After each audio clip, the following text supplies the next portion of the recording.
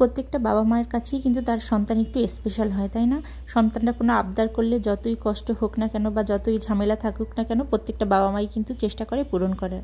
Normal রান্নাবান্নাই আপনাদের সাথে share করব। চিকেন আর খিচুড়ি। মেয়ে আবদার করেছিল হুট করে রান্নাবান্নার শেষে যে মা একটু খিচুড়ি রান্না করে দাও। তাহলে শুধু খিচুড়ি তো আর রান্না করা যায় না, তাই ভাবলাম খিচুড়ির সাথে একটু চিকেন করে দিই, তাহলে খিচুড়ি খাওয়াটা জমে যাবে। মোটামুটি আপনাদের সাথে সব কিছুই শেয়ার করি, তাই ভাবলাম এটাও আপনাদের সাথে শেয়ার করি। তাহলে কিভাবে খিচুড়ি আর চিকেন রান্না করে মেয়ের আবদার পূরণ করলাম সেটাই আপনাদের সাথে শেয়ার করতে যাচ্ছি। আশা করি সবাই ভালোবাসা দিয়ে পাশে থাকবেন। এটা ছিল মঙ্গলবারের একটা ব্লগ। মঙ্গলবার রান্না করেছিলাম। মেয়েটা হঠাৎ করেই বলেছিল যে মা একটু খিচুড়ি খাবো। তা রান্নাবান্না শেষ, এখন যেহেতু মেয়ে আবদার করেছে কি আর করার, তাই চিকেনটা নামিয়ে নিলাম। চিকেন নামিয়ে নিয়ে প্রতিদিন সবসময় যেরকম রান্না করা হয় চিকেনটা, আজকে একটু ভিন্নধর্মীভাবে রান্না করার চেষ্টা করলাম। কিন্তু দুপুরের টাইম, হাতে সময়ও কম, আর অলরেডি রান্না করা আগে আছে, তাই ভাবলাম ঝটপট যেভাবে রান্না করা যায় সেভাবেই রান্না করি। তাই আমি আগে চিকেনটা নামিয়ে ধুয়ে ভালোভাবে পরিষ্কার করে আর ভেজে নেইনি বা ম্যারিনেট করে রাখিনি। আমি সরাসরি দিয়ে দিলাম চিকেনটা তেলের মধ্যে।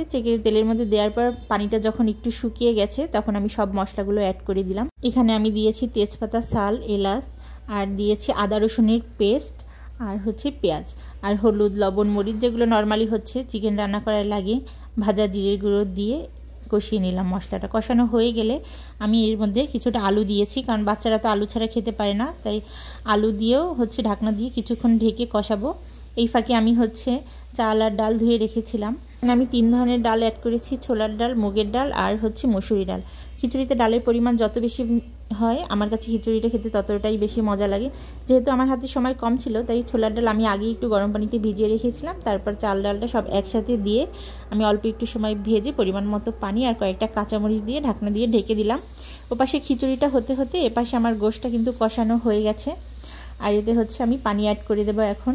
একদমই দেখেন তলায় লেগে গেছে আর তেল ভেসে উঠেছে। এই পর্যায়ে আমি পানিটা অ্যাড করে দেব।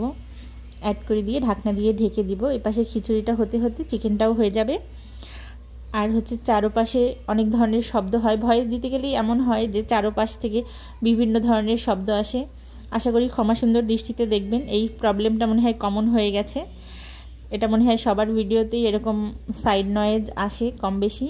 আমার তো একটু মনে হয় বেশি আসে। দেখা যায় যে মেইন রোডের পাশে বাসা, দেখা যায় যে গাড়ির শব্দ, কখনো কখনো কনস্ট্রাকশনের কাজ চলে, সেই সব শব্দ, বিভিন্ন শব্দ পাওয়া যায়। আশা করি আপনারা এটা ক্ষমা সুন্দর দৃষ্টিতে দেখবেন। যাক, আপনাদের সাথে কথা বলতে বলতে আমার রান্নাটা পুরোপুরি কমপ্লিট হয়ে গেছে। এখানে আমার খিচুড়িটা একদম হয়ে এসেছে।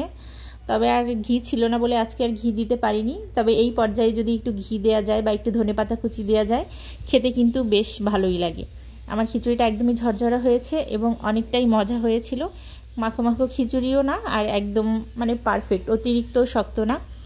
আর আমার চিকেনটাও হয়ে গেছে। আজকে এই পর্যন্তই। আশা করি আপনাদের কাছেও ভালো লেগেছে। সবাই ভালো থাকবেন। আল্লাহ হাফেজ। আসসালামু আলাইকুম।